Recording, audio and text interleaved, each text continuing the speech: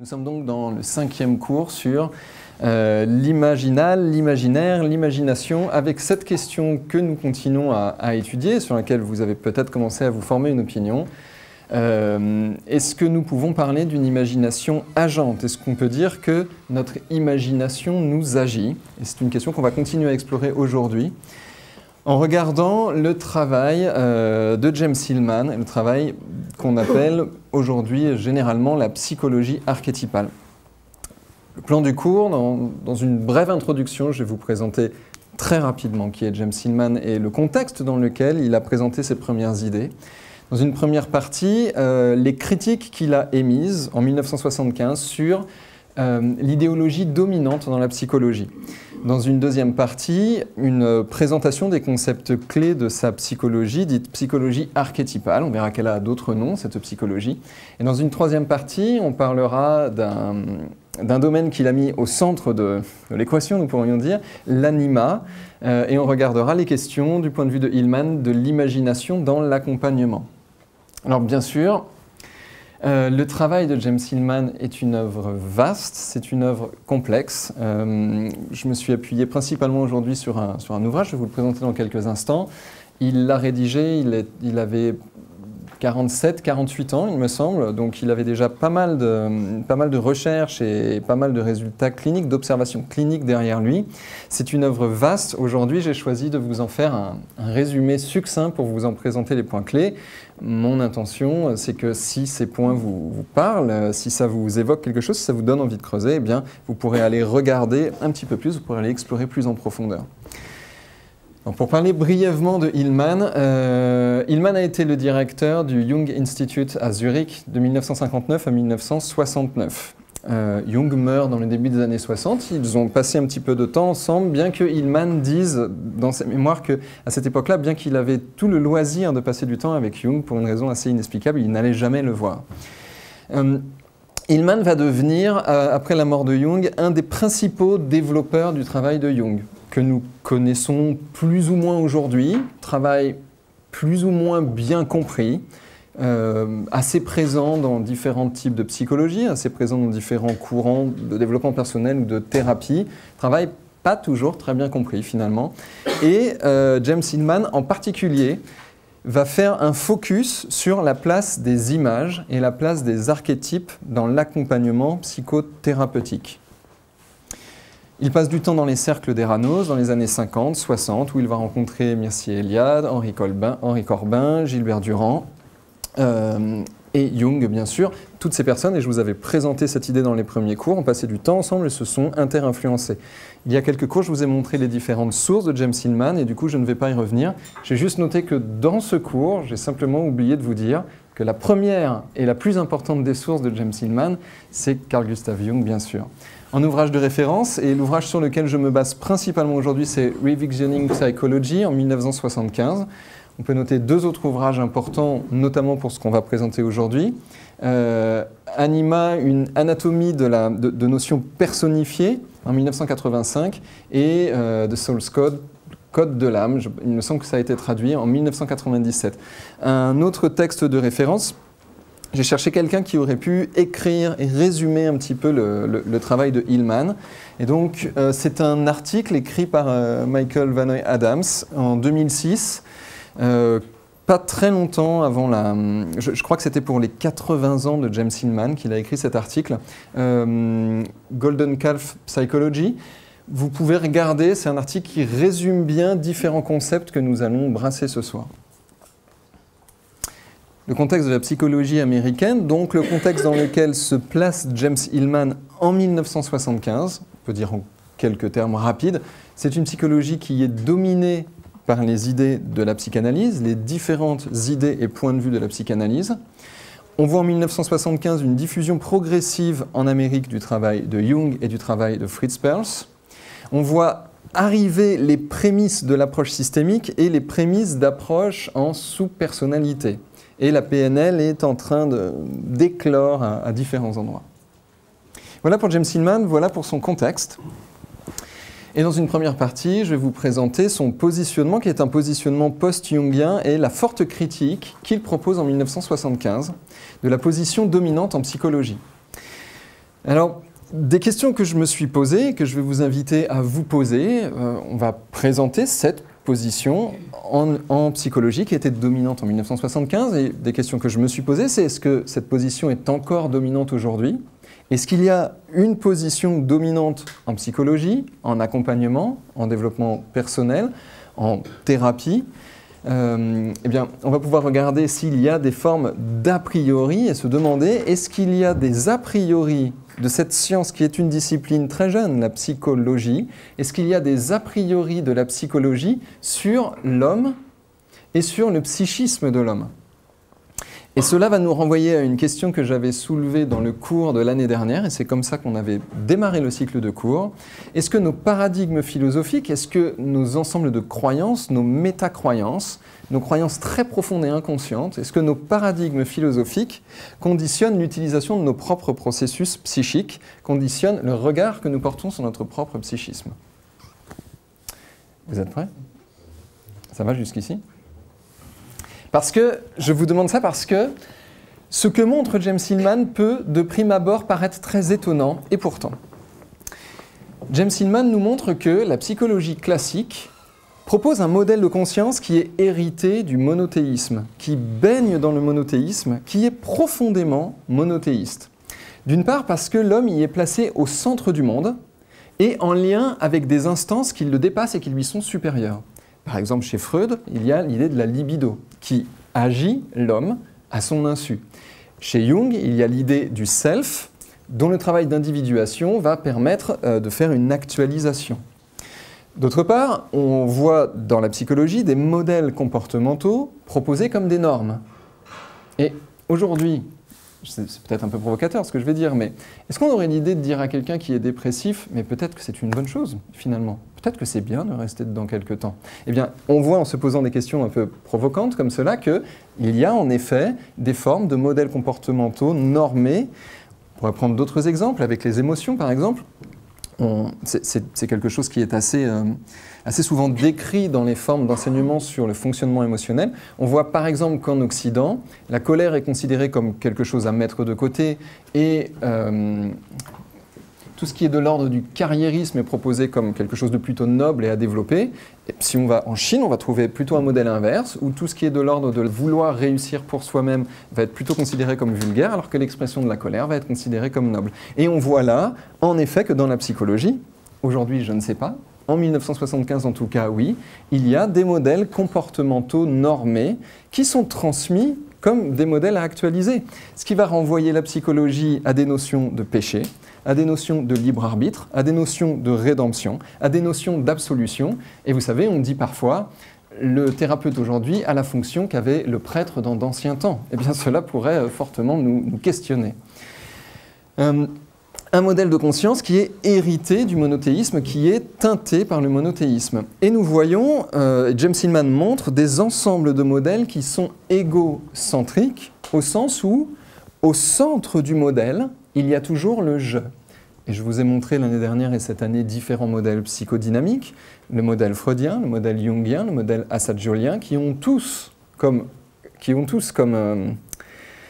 particularité commune de mettre « je » au centre et de déployer le psychisme autour. Nous voyons donc ici des modèles égocentriques. Et à partir du moment où le « je » est au centre, ces modèles vont proposer une appropriation de toute la subjectivité. On va dire par exemple, c'est ma réaction, c'est mon esprit, c'est mon âme, c'est mon corps. Et toute cette expérience du vivant qui est faite par « je » est appropriée à « je », à la notion d'un moi, à l'ego, qui est placé au centre. Alors, l'homme va être rendu seul et unique responsable de ses émotions et de ses réactions. Et nous pouvons noter que c'est un a priori psychologique qui ne va pas reconnaître de réalité à la diversité psychologique, à la pluralité, à la multiplicité psychologique. Seul l'ego va être érigé comme réel et comme agent. James Hillman note également une disparition de l'imaginal. Et en 1975, et c'est peut-être moins vrai aujourd'hui, il y a une absence de la notion d'imaginal, il y a une absence de la notion d'âme, et pour lui, ces deux notions ont fonctionné ensemble, et je vous en parlerai dans le 3e chapitre. Il y a une très forte limitation de l'imagination et de ce qu'est le réel, avec, et nous en avons déjà longuement parlé dans ce cycle de cours, avec une séparation entre réel et imaginaire. Et tout ce qui est de l'ordre de l'imagination va être rangé dans cette catégorie, opposée au réel comme non réel. Cette psychologie montre le rejet de formes imaginaires comme pouvant être agentes, le rejet de l'imaginaire comme pouvant posséder une volonté propre, des sensations propres, et tous les personnages éventuellement imaginés vont être vécus comme des projections de l'ego. Sans l'imaginal, sans agent interne, seul l'ego peut chercher des solutions, et s'il n'en trouve pas, seul l'ego et le thérapeute peuvent trouver des solutions. Et si je suis l'ego et que je ne trouve pas de solution et que mon thérapeute en a pour moi, eh bien ça va créer automatiquement les dynamiques de transfert qui ont été théorisées par Ferenczi, Freud, Mélanie Klein et tous les pionniers de la psychanalyse. On voit alors que cette psychologie donne un a priori très fort sur la relation entre l'homme, son je, sa psyché et les objets dont il fait expérience. Objets du monde sensible, objets intellectuels, objets imaginaux. Et James Hillman montre que dans la définition qu'on a fait des approches qui sont connectées à l'imaginal, eh bien, il y a un terrible biais. Par exemple, les termes anthropomorphisme, animisme et personnification comportent des définitions qui en verrouillent le contenu et qui impliquent un système de projection. Je vous ai pris quelques exemples. Les premières définitions d'animisme, ce sont les exemples de James Hillman. Animisme, attribution d'une âme vivante aux objets inanimés et aux phénomènes naturels. Donc les choses sont claires, les objets sont inanimés et il y a l'attribution d'une âme vivante à des objets qui sont inanimés. Et vous voyez là le fort parti pris qui est posé dans la définition du terme. On peut voir la même chose dans le terme anthropomorphisme, un terme qu'on utilise peut-être un peu plus de manière courante que animisme. Par exemple, quand on est en lien avec, je sais pas moi, avec une peinture où on aurait l'impression de voir des visages, ou quand on est en lien avec un animal, on peut y attribuer des choses d'ordre anthropomorphique. Les descriptions de base d'anthropomorphique, c'est attribution de forme humaine ou de traits de personnalité à tout objet impersonnel ou irrationnel, à tout objet impersonnel, c'est-à-dire qui ne contient pas une personne. On voit donc que ces définitions verrouillent les contenus et posent un a priori qui supprime toute possibilité, par exemple, que les objets ne soient pas inanimés, que les objets ne possèdent pas une âme. Et là, on ne parle pas de est-ce qu'on y croit ou est-ce qu'on n'y croit pas. On peut juste voir que la façon dont on décrit ce qu'on a appelé des philosophies, par exemple de dire les personnes en Amérique du Sud avant la colonisation étaient animistes, eh bien peut-être que leur rapport au monde n'avait aucun rapport avec le fait de prêter une âme à des objets inanimés. Enfin, Hillman va développer la psychologie jungienne et va émettre une forte critique à la psychologie jungienne, toujours dans son idée de psychologie teintée de monothéisme. Pour rappel, et pour le coup, Jung et Hillman sont d'accord sur cette notion, Jung emploie le vocabulaire Geist, qui est difficile à traduire en français. Je vous laisserai aller regarder dans un dictionnaire étymologique à quoi peut nous renvoyer Geist, à quoi dans un sens pluriel. Et pour Jung comme pour Hillman, Geist et l'imagination sont une seule chose, c'est non distinct. Et parfois, on peut traduire Geist, par exemple en français, dans les années 20, Geist a été traduit par âme, tandis que dans les pays anglophones, au même moment, Geist a été traduit par psyché. Et là, malheureusement, comme aujourd'hui, en 2017, eh bien, nous ne sommes plus dans les années 1920 et le mot âme a peut-être changé de sens, en fait, entre-temps. Donc, nous sommes dans une grande confusion. Mais cette idée, Geist, qui a été traduite de différentes façons, et l'imagination sont décrites par Jung et par Hillman comme étant une seule chose, non distincte. Je vous ai mis une petite citation. Pour Jung, la psyché et l'imagination ne sont pas deux choses différentes. Elles sont une seule et même chose. Alors, quand les Jungiens analysent la psyché, ils analysent l'imagination. Et on peut renverser cette phrase. Quand les Jungiens analysent l'imagination, ils analysent la psyché. Alors, sur ce point de départ, Hillman va émettre une forte critique du travail de Jung, notamment sur l'importance du self, qui va lui donner envie de prendre de la distance avec cette notion d'un self, qu'on retrouve aussi chez Assagioli avec la notion d'un soi, et à la place de creuser plutôt la question des archétypes et des images. Alors quelle est cette critique qu'il émet sur la notion du self? Eh bien, il propose l'idée que c'est une approche qui est théologique, une approche théologique moniste, c'est-à-dire une approche monothéiste. Et bien que Jung se soit toujours défendu de tout gnosticisme, Jung a plusieurs fois en tout cas dit publiquement, mais moi je suis agnostique et je propose un modèle agnostique dans lequel il n'y a pas de Dieu. Et d'ailleurs, Dieu peut être vu comme un archétype et comme une fonction psychique de l'homme qui possède un soi. Eh bien, Hillman dit, mais non, en fait, ce self, c'est simplement Dieu qui a été nommé d'une nouvelle façon, d'une façon psychologique. C'est une forme de monothéiste psychologique. Alors, à ces notions-là, à la notion d'une forme de théologie psychologique moniste, ça commence à faire des phrases un peu complexes, mais une psychologie avec une forme de théologie au sens de quel est le rapport à des instances supérieures, quel est le rapport de l'homme à un Dieu, et moniste au sens où il n'y en a qu'un seul. Donc à cela, et à une tentative d'individuation où l'homme aurait pour but ultime de sa vie de trouver son soi, eh bien, Hillman va proposer une psychologie des images et une démarche de différenciation, non pas trouver son ultime soi et son unique soi, mais trouver la multiplicité interne dont l'homme est constitué, multiplicité qu'il prend temporairement pour des « je ». Et tout ce travail amène Hillman à proposer une psychologie archétypale dont on trouve le point de départ en 1975 dans Revisioning Psychology. Il y a quelques termes qui auraient pu être la décision finale qui nous a amené à psychologie archétypale. Et dans le début de son travail, on retrouve d'autres propositions de termes comme psychologie imaginale, psychologie des images, psychologie mythologique. Quelques endroits où on voit la proposition d'une psychologie alchimique. Et puis, un autre concept qu'on va développer maintenant, l'idée d'un polythéisme psychologique, ou si on le renverse, une psychologie polythéiste. Une psychologie qui reconnaît à l'intérieur de l'expérience de l'homme des instances de nature supérieure, nous pourrons même dire des dieux, enfin Hillman en tout cas se permet de dire dans ce cas-là ce sont des dieux, et il leur met des majuscules, mais ils sont plusieurs. Et nous en termes modernes on dirait peut-être qu'il y a plusieurs agents dans l'expérience humaine. Alors une petite note sur le terme personnification qu'on va utiliser ce soir. Le terme personnification a deux significations, et ça a été vraiment un casse-tête pour moi de travailler sur Hillman en anglais et de vous le ramener en français, parce qu'il utilise par exemple les termes personnifying, personicism, et là en fait en français on se retrouve un peu coincé parce que les structures des deux langues ne correspondent pas vraiment. Donc je vous ramène le terme personnification dans deux sens possibles. Personnification comme une action, l'action de personnifier. Et ce serait le fait de mettre une qualité, une abstraction ou un mode d'être en personnage. Alors, je vais donner un exemple très simple.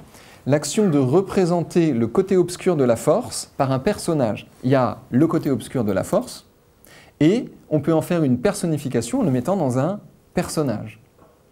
Mais il y a un autre sens au terme personnification, ça peut être le personnage lui-même qui incarne, qui exprime, qui représente une qualité, une façon d'être ou une abstraction. On pourrait dire par exemple, Dark Vador est une incarnation du côté obscur de la force. Vous avez les deux sens? Je vais expliquer parce que pour quelques personnes. Il y a deux sens au terme personnification. Le fait de personnifier quelque chose dans un personnage et le personnage qui personnifie quelque chose, qui représente quelque chose. Et là, si on ne le décrit pas clairement, on va tomber dans des confusions. On ne sait plus si on parle du sujet ou si on parle de l'action de personnification. Voilà, c'est une petite nuance pour que la suite du cours soit un peu plus claire. C'est fou comme on peut vite se leurrer en fait en sautant sur son sens du mot au lieu d'aller sur son sens du mot. D'ailleurs, cette phrase l'illustre bien, je crois. Alors, sur cette base, James Hillman propose un modèle polycentrique. Tout à l'heure, on disait qu'il critique le fait que la psychologie, du moins dominante en 1975, propose un modèle uniquement égocentrique. Le « je » au centre des modèles psychologiques. Et James Hillman dit, ce n'est pas un autre sens que le « je », comme par exemple a peut-être essayé de le faire Jung par moment avec un self. Il ne dit pas ce n'est pas un autre centre, il dit il y a plusieurs centres.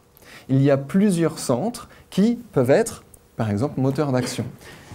Pour rester plus proche du texte et pas trop m'éloigner de la pensée d'Hillman, il tient compte d'une multiplicité archétypale, mais qui est non appropriée au sujet, c'est-à-dire qui n'appartient pas à l'ego, qui ne me appartient pas. Il y a une multiplicité d'archétypes, mais ce ne sont pas mes archétypes.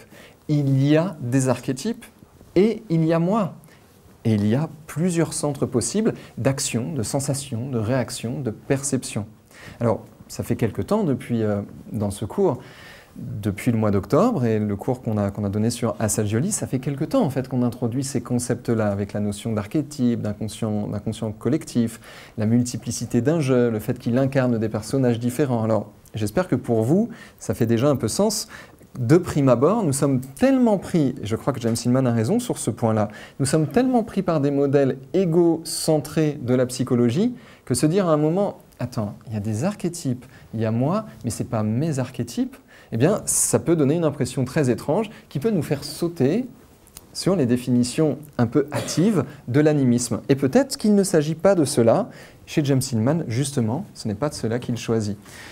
Si Jung montre que il y a des archétypes qui sont des composants structurels de notre personnalité, que notre personnalité, elle se structure par des composants. Par exemple, la persona, le masque social que j'affiche, ou l'ombre, les parts de moi qui s'expriment, mais je ne vois même pas qu'elles s'expriment. Si Jung montre des concepts structurels de la personnalité qui jouent des scènes archétypales, qui vont jouer des jeux, qui vont reproduire ce que l'on trouve dans les mythes, mais qui jouent des scènes archétypales que je vais vivre comme un moi, comme un mien, par exemple, c'est ma réaction, c'est mon conflit interne. Bon, il ressemble un peu au tien et à celui de tout le monde, c'est vrai, mais c'est quand même, c'est moi et je suis le maître de ma psyché. Eh bien, si Jung montre tout cela, Hillman, lui, va aller plus loin et va dire que l'ego lui-même n'est qu'une personnification parmi les autres. L'ego lui-même n'est qu'un personnage qui revêt quelque chose en dessous, une abstraction, un état d'être, un mode d'être, peut-être un ensemble de qualités. Alors Hillman va aller très loin dans cette idée-là et va montrer que pour définir sa psychologie, une psychologie archétypale, il peut utiliser comme modèle les rêves, dans lesquels, en effet, on retrouve un polycentrisme, on retrouve plusieurs agents. Il y a moi dans le rêve qui fait quelque chose, mais il y a ce personnage dans le rêve qui fait quelque chose. Et notre réflexe, c'est de dire « mais ce personnage, c'est moi ». Et vous voyez là, la notion d'un moi ne fonctionne plus. Il y aurait du « moi-moi » dans le rêve et du « il n'est pas moi ce personnage, mais je sais que c'est moi quand même ». Et là, on retrouve l'idée que ce serait une projection de l'ego.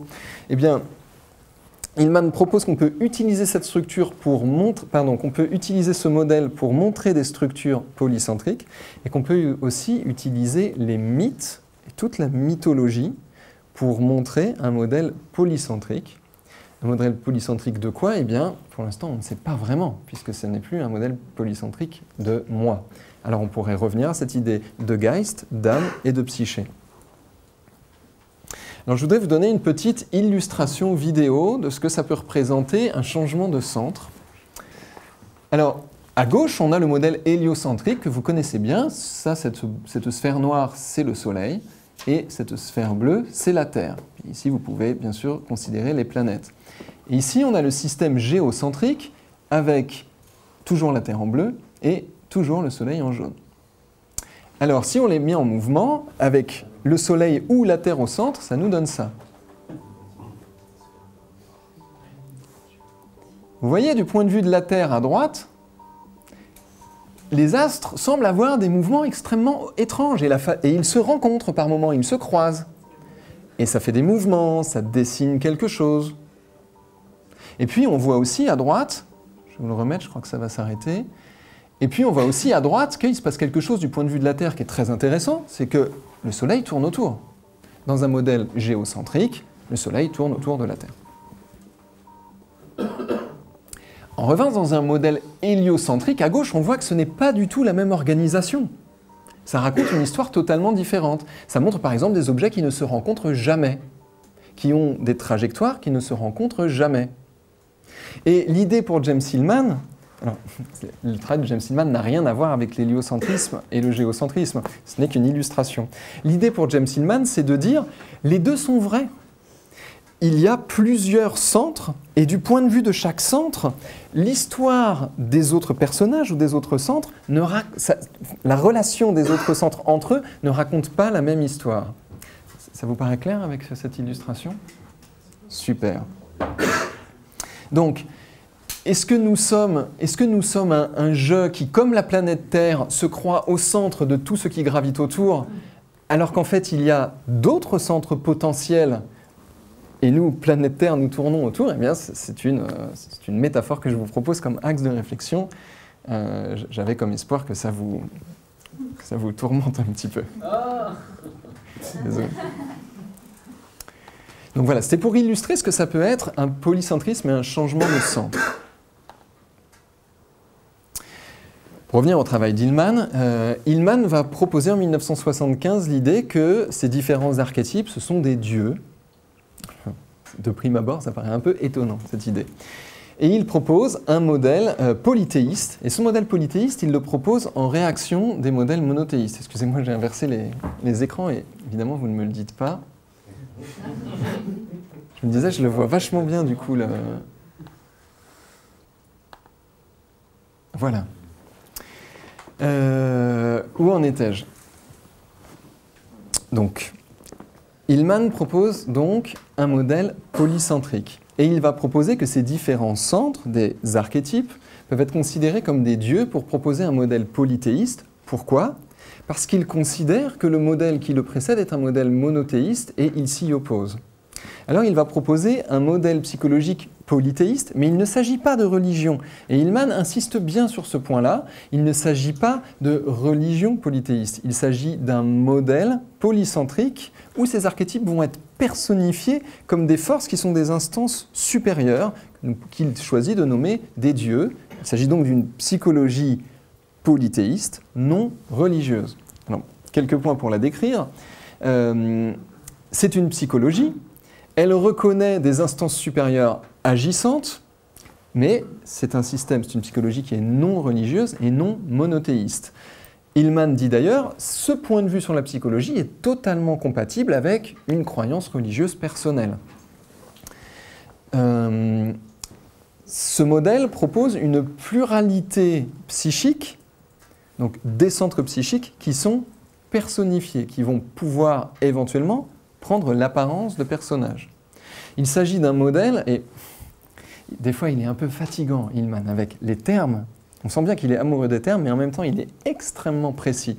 Il dit que c'est un modèle qui est donc non agnostique, parce que ce n'est pas un modèle gnostique, mais ce n'est plus un modèle agnostique, puisqu'on va reconnaître que l'homme, par moment, s'en remet à des agents qui ne sont pas lui. Et c'est extrêmement perturbant comme regard. Alors bien sûr, la psychologie archétypale, ça a influencé beaucoup de monde à partir de ce moment-là. Enfin, et information qui me semble très importante, et je crois qu'on aura vraiment l'occasion d'en reparler dans le cours sur Henri Corbin, et puis aussi on va prendre du temps pour en reparler dans les modules de cours l'année prochaine. Hillman propose une revalorisation des polythéismes grecs, du polythéisme romain, des panthéons des différentes mythologies et du retour du polythéisme dans la représentation à la Renaissance. Alors qu'est-ce que c'est, ces dieux dont il nous parle, Hillman? Pour lui, ces dieux ils sont reconnaissables au fait que ce sont des personnes. Ce ne sont pas des archétypes, ce ne sont pas des fonctions cognitives, ce seraient plutôt des agrégats de fonctions cognitives qui s'assemblent d'une certaine façon avec des styles de conscience qui leur sont particuliers. Par exemple, ils ont des positions éthiques, ils ont des réactions instinctives, ils ont des sentiments, ils ont des émotions, ils ont des façons de penser, ils ont des façons de parler. Et vous retrouvez bien sûr ici ce que d'autres ont présenté comme étant des sous-personnalités.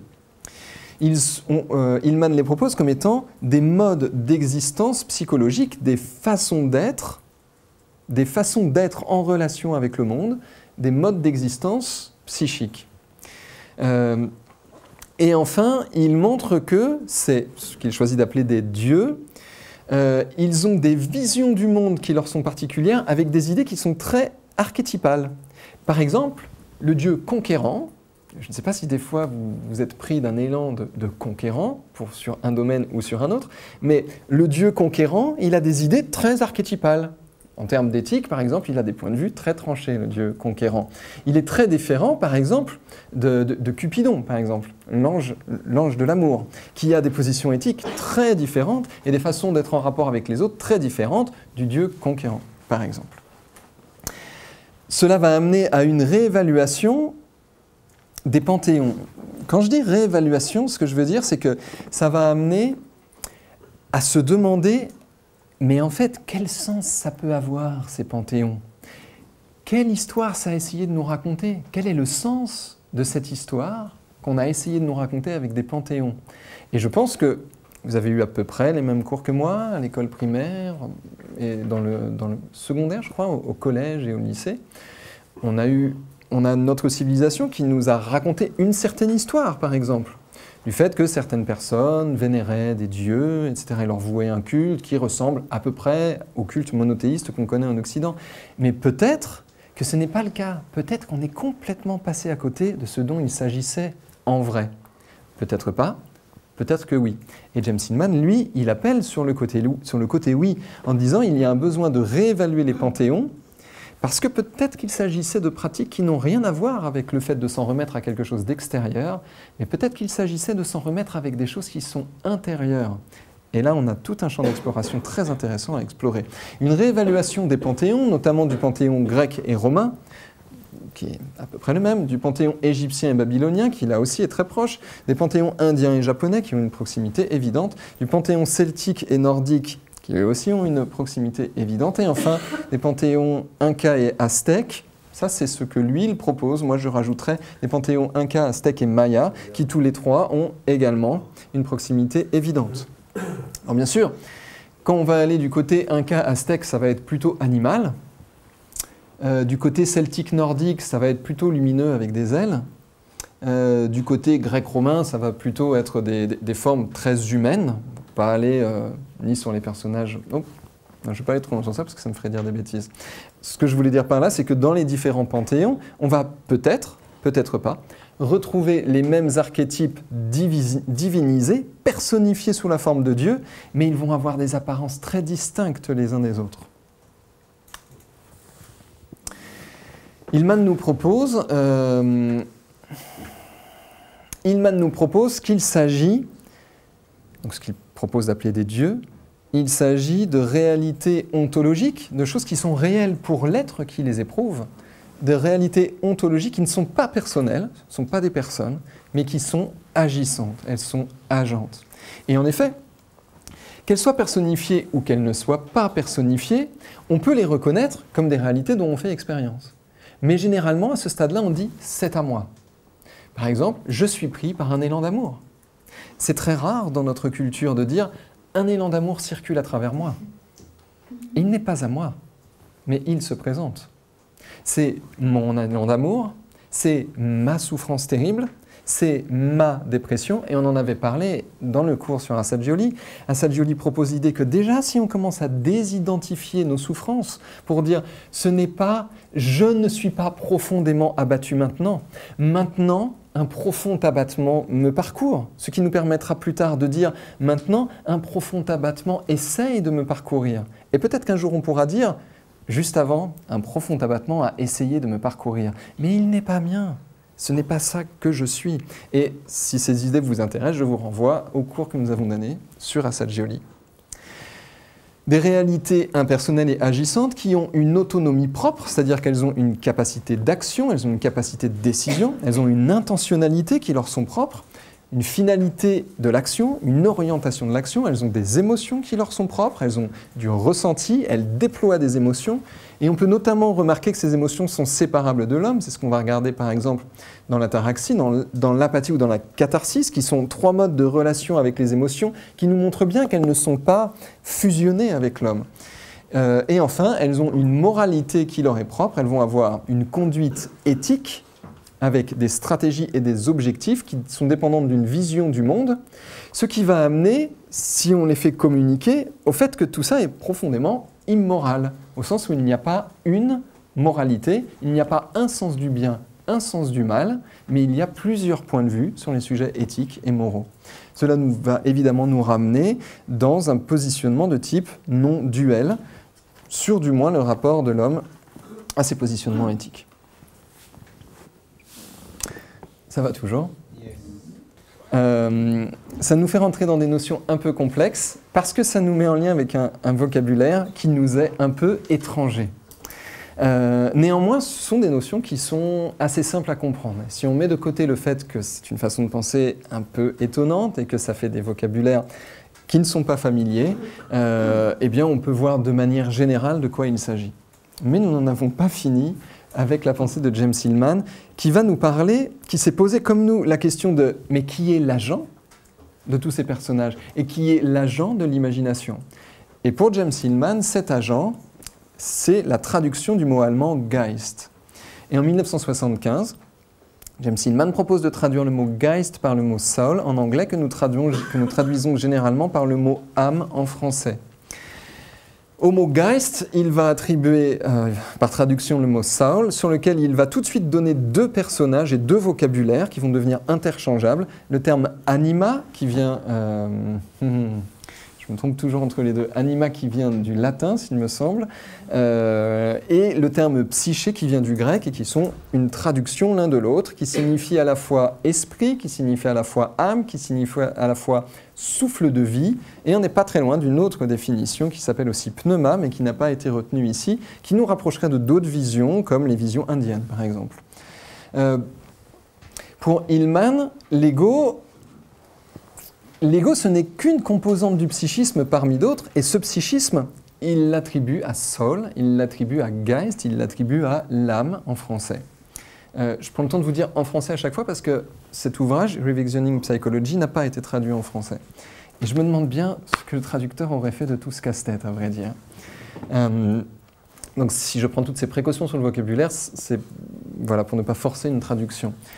À plusieurs moments, Hillman essaye de définir qu'est-ce que c'est pour lui anima, psyché, soul, et il dit qu'il s'agit d'une perspective plutôt qu'une substance.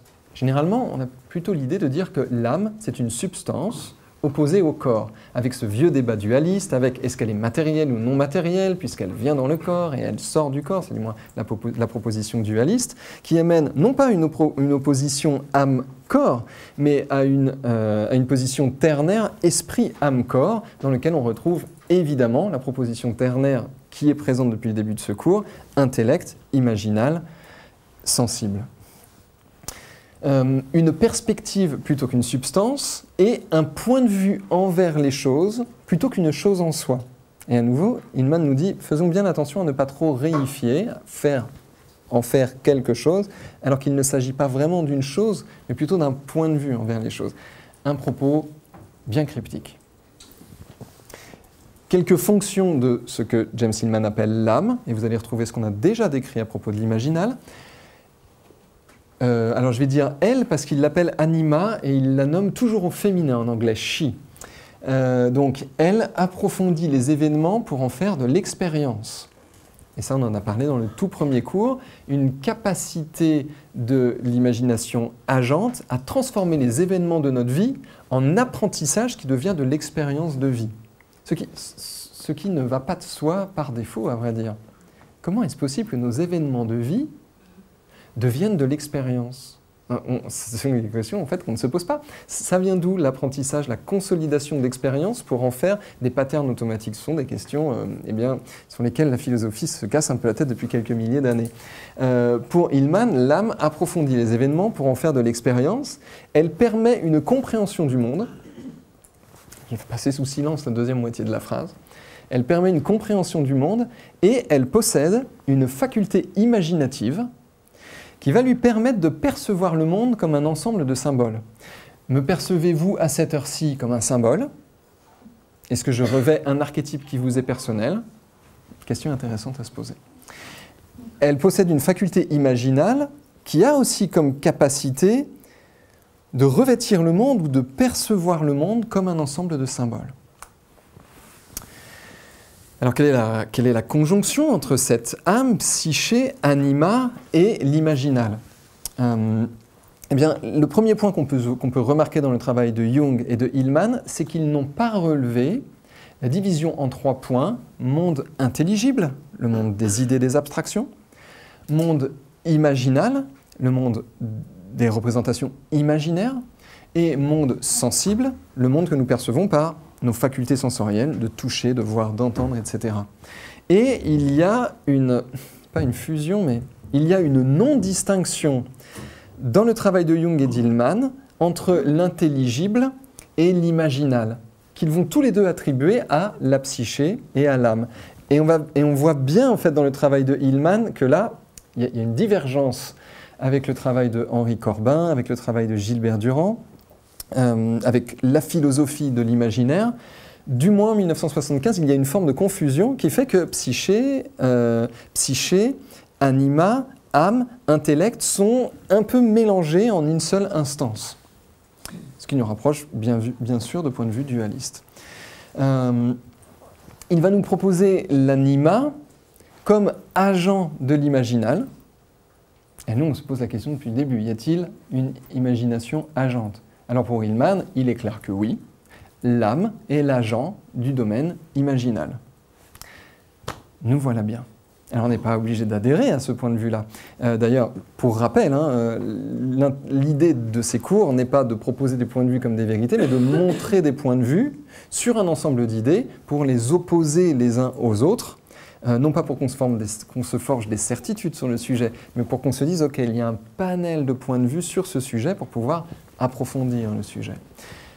James Hillman, il propose l'anima comme agent de l'imaginal et comme l'agent naturel de nos projections. Me percevez-vous comme un archétype? Me percevez-vous comme un support qui personnifie une partie de votre propre psyché? Eh bien, si oui, d'après James Hillman, du point de vue de James Hillman, l'agent naturel de cette projection que vous faites sur le support de projection que je suis, c'est l'anima, la psyché, l'âme. Il définit un peu plus ce terme spécifique anima comme une personnification de l'âme et de l'imagination, comme une personnalité qui est indépendante des modes d'être auxquels nous nous identifions, comme une forme de personnalité, mais qui est indépendante, qui n'est pas dépendante de toutes les facettes auxquelles nous nous identifions, de toutes les façons d'être dont nous nous disons « tiens, ça c'est moi, tiens, ça c'est moi aussi, mais c'est un peu différent du premier, tiens, ça c'est encore moi ». Il s'agit de quelque chose qui est pas au-delà de ça, mais qui est indépendant de tout ce jeu-là. Et enfin, anima est proposé comme un agent de projection.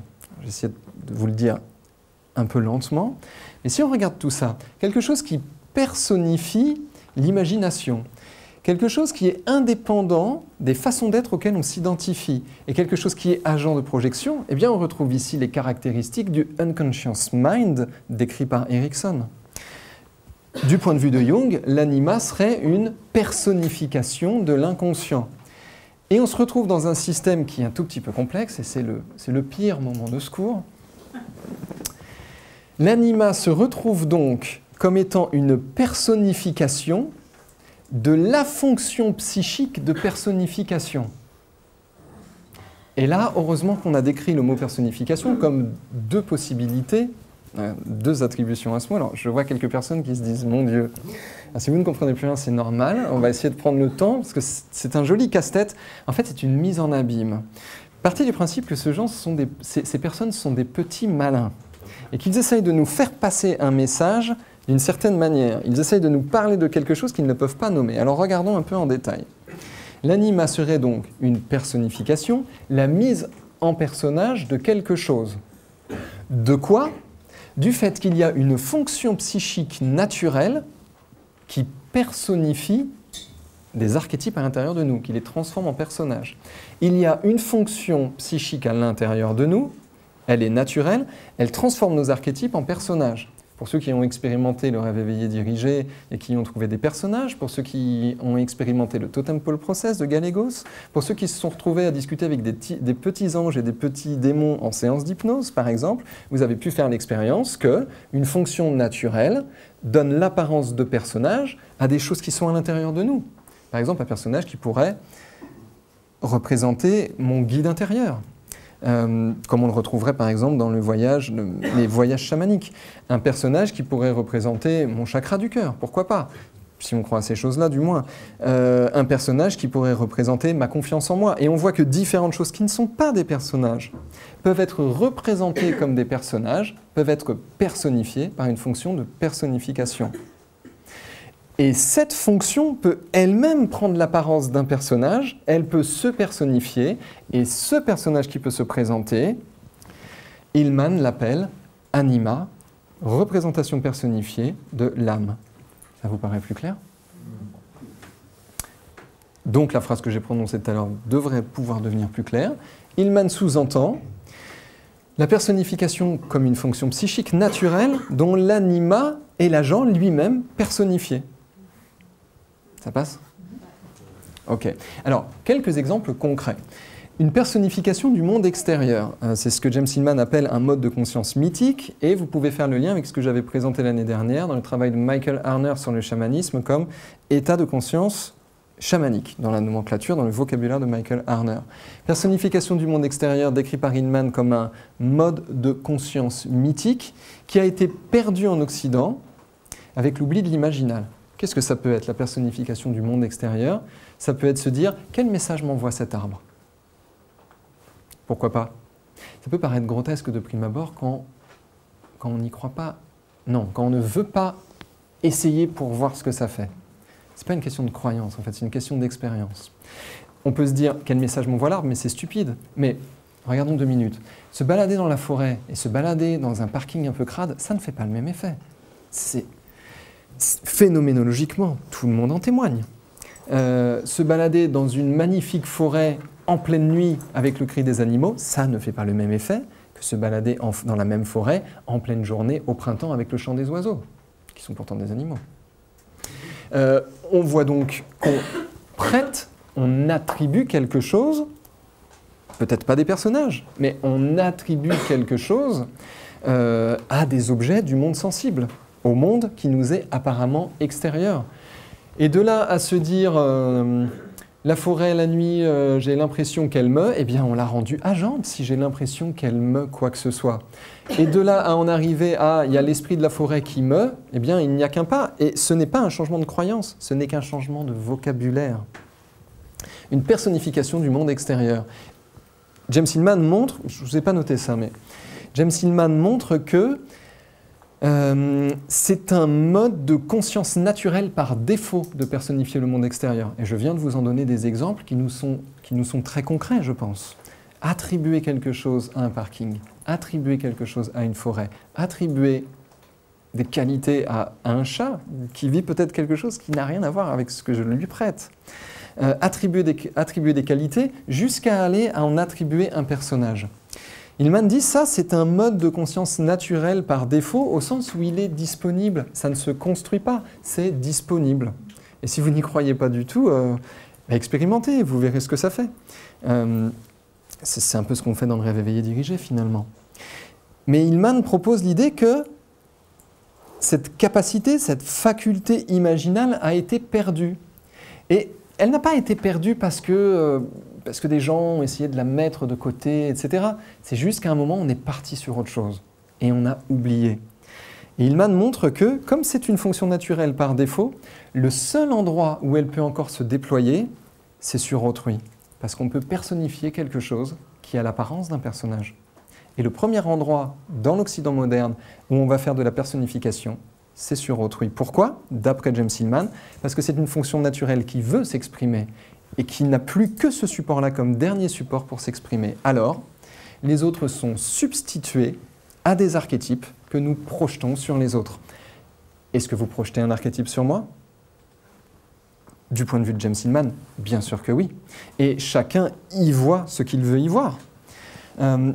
nous entretenons avec les autres des relations avec nos propres archétypes que nous projetons sur autrui, et nous ne voyons pas l'autre tel qu'il est.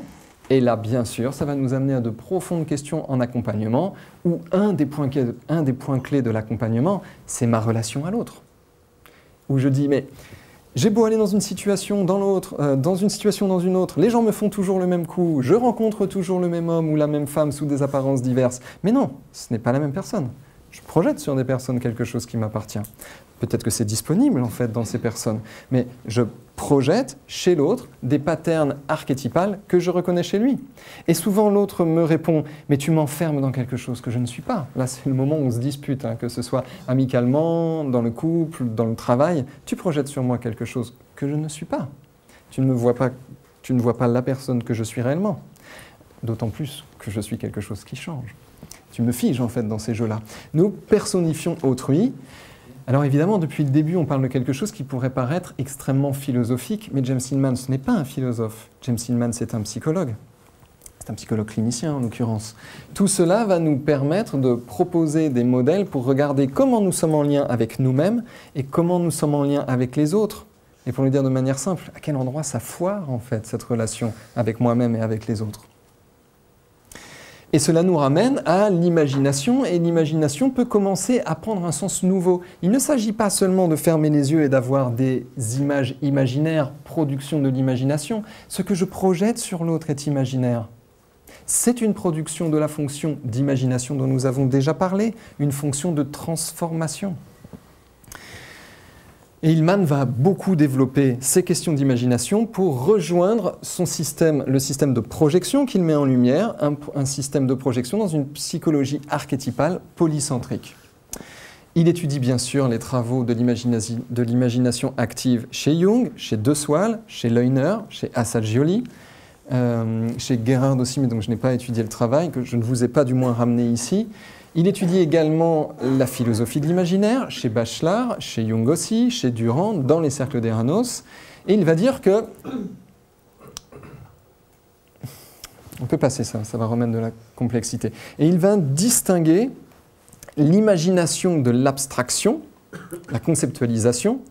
Et là, on retrouve l'idée de différencier l'imaginal de l'intellectuel. Il va différencier imagination de abstraction et conceptualisation.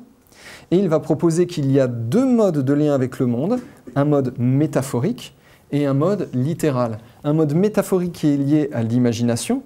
Est-ce que vous me percevez comme un archétype? Si oui, lequel? Eh bien, vous me percevez comme une métaphore. Ou prendre les choses comme une abstraction, comme une conceptualisation. Est-ce que vous conceptualisez ce que je présente devant vous?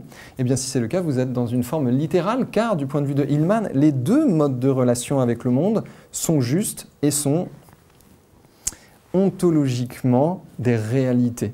C'est réel, c'est expérimentable. Il n'y a pas un mode qui supplante l'autre. Nous sommes pourtant dans une civilisation qui est totalement en lien avec son imagination et au fait que nous projetons des choses sur les objets et sur les personnes, mais qui pense être absolument abstractive, conceptuelle, logique et rationnelle. Et nous vivons dans ce double mode de rapport au monde et de rapport à autrui. Hillman va proposer que l'imagination est un moyen d'organisation, que l'imagination est un moyen pour organiser les différents archétypes dans un domaine imaginal, à travers l'âme, à travers la psyché. Alors tout ça va amener Hillman à faire des recommandations en termes d'accompagnement thérapeutique, où il prend le temps, et je pense que là on vient de le faire, il prend le temps de montrer à quel point l'imagination est importante. Pour lui, elle est même presque première. Il ne va pas jusqu'à dire qu'elle est centrale, puisqu'il propose qu'en elle, il y a plusieurs centres, mais qu'elle n'est pas le centre. Je ne suis pas sûr qu'il serait d'accord avec ce que je viens de dire là, à vrai dire. Et il va donc montrer l'importance d'une libre imagination dans l'accompagnement. Je vous le rappelle, nous sommes en 1975, et je l'ai dit tout à l'heure, dans une idéologie dominante, et dans une idéologie dominante dans la psychologie, et cette idéologie, c'est principalement l'accompagnement de la psychanalyse avec d'autres courants qui sont en train d'émerger. Et à ce moment-là, avant la PNL, avant la sophrologie, avant qu'on ait accès au travail magistral de Erickson édité par Rossi, il montre l'importance d'une libre imagination, free imagination. Quelques recommandations. Laissez les contenus imaginés s'exprimer. Laissez les images travailler sur l'individu. Ce n'est pas l'individu qui travaille sur ces images, ce sont les images qui travaillent sur l'individu. Abandonnez l'unité d'un soi pour au contraire regarder un panthéisme psychologique. Allez, on pourrait le dire en langage de Assad Joly, pour regarder nos sous-personnalités. Pas de programmation de l'imagination par l'ego et pas d'orientation, pas de direction de l'imagination par l'ego. L'ego n'est qu'un personnage. Si c'est lui qui décide de l'orientation de toute la machine, j'ai envie de dire comme ça, eh bien, il va se comporter comme un dictateur dans une communauté. Et là, ça peut nous faire réfléchir au script, aux déterminations d'objectifs, à ce qu'on appelle l'écologie, etc. L'écologie psychologique. Et il propose enfin qu'on peut, avec l'imagination, utiliser n'importe quel point de départ, ce qu'on a déjà fait dans le rêve éveillé et dirigé, et n'importe quel point d'arrivée. Ce sont aussi les recommandations de Swal. Laissez le scénario aller là où il veut aller. Commencez par n'importe où. Laissez l'imagination se déployer. Cela nous donne quelques idées pour des postures d'accompagnement modernes, qu'on retrouve évidemment déjà institutionnalisées, par exemple, dans l'hypnose ericksonienne, par exemple dans la gestalt, dans certaines formes de coaching, des postures d'accompagnement qui vont prendre en compte les aspects multiples composant l'identité et le fait qu'ils sont en mouvement, les multiples aspects dynamiques de nos identités. Des postures d'accompagnement qui vont proposer que la parole et l'anamnèse soient décodables en termes imaginaux. Par exemple, si je dis « ça me gonfle et j'ai l'impression de m'engouffrer dans ce truc qui n'a pas de fond », peut-être que ce n'est pas une métaphore. Peut-être que c'est littéral du point de vue imaginal, que cette personne est en train de dire que quelque chose agent en elle la gonfle et qu'elle est en train de s'engouffrer dans quelque chose qui n'a pas de fond, mais pas du point de vue littéral, conceptuel, du point de vue imaginal. Mais ce n'est pas une métaphore. On peut donc dire que la parole et l'anamnèse sont décodables en termes imaginaux. Pas comme le seul décodeur possible, mais comme un décodeur possible. Et bien sûr, pour ceux qui ont étudié l'hypnose ericksonienne, avec son développement type PNL dans le travail de Bandler, eh bien c'est quelque chose avec, je pense, avec lequel vous êtes assez familier. D'autres postures d'accompagnement moderne, le fait de simplement remettre en mouvement l'imaginal et de laisser évoluer l'imaginal. Et on en a parlé aussi dans les semaines précédentes, c'est une des postures, par exemple, proposées par François Roustan, qu'il ne dit pas avec ces termes-là, mais qui en gros dit « laissez un état se déployer et dans cet état, laissez les choses se transformer par elles-mêmes ». On retrouve ici l'idée d'un accompagnement dont le but est de remettre l'imaginal du sujet en mouvement. Et enfin, mais je pense que c'est déjà bien connu maintenant, des postures d'accompagnement qui vont proposer une absence de morale et de jugement sur autrui, sur son système de valeurs, sur ses réactions et sur ses émotions. Eh bien, en 1975, ce n'était pas si clair que ça. Et à vrai dire, malheureusement, aujourd'hui en 2017, pour certains, ce n'est toujours pas aussi clair que ça. On voit dans certains types d'accompagnement des trames qui sont proposées, des états à atteindre qui sont proposés, voire même des jugements moraux qui vont être opposés. Ça, c'est bien, vous devriez essayer ça. Moi, ça m'a fait du bien, et pour la plupart des gens, ça fait du bien. Et on voit parfois, dans des dérives du coaching, des personnes, souvent un peu jeunes, qui disent « tu peux faire ceci, tu peux arriver à cela, moi j'ai réussi et ça m'a fait du bien et fais-le aussi ». Mais peut-être que ce n'est pas, c'est un jugement ça, c'est une direction imposée, c'est une orientation proposée, c'est un jugement, c'est une orientation idéologique teintée d'une morale très particulière. Or, dans les postures d'accompagnement moderne, on va plutôt voir une absence de morale, une absence de jugement, une absence d'orientation de l'autre, une absence de jugement des valeurs de l'autre, une absence de jugement sur les réactions de l'autre, une absence de jugement sur les émotions et sur les comportements de l'autre. Et Dieu sait que cette posture d'accompagnant, parfois, demande un peu d'entraînement pour savoir la tenir. Quand on la décrit comme ça, on se dit « bah oui, c'est pas très compliqué de ne pas juger l'autre ». Mais quand il vient taper juste là où ça nous confronte de manière très forte, eh bien, on comprend que ça demande un petit peu d'entraînement de tenir une totale absence de morale et de jugement sur l'autre. Donc si on résume ces quelques points qui sont mis en lumière par Hillman, prendre en compte le fait que l'autre est multiple, pouvoir éventuellement décoder la parole de l'autre dans les anamnèses en termes imaginaux, remettre du mouvement dans l'imagination et dans l'imaginal de l'autre, et proposer une absence de morale et de jugement. Tout cela se base sur une approche polycentrique de la psyché, qui va prendre en considération des agents internes agissant dans le domaine imaginal à travers le sujet qu'il expérimente. Voilà, je vais m'arrêter ici pour cette présentation. On va respirer un instant.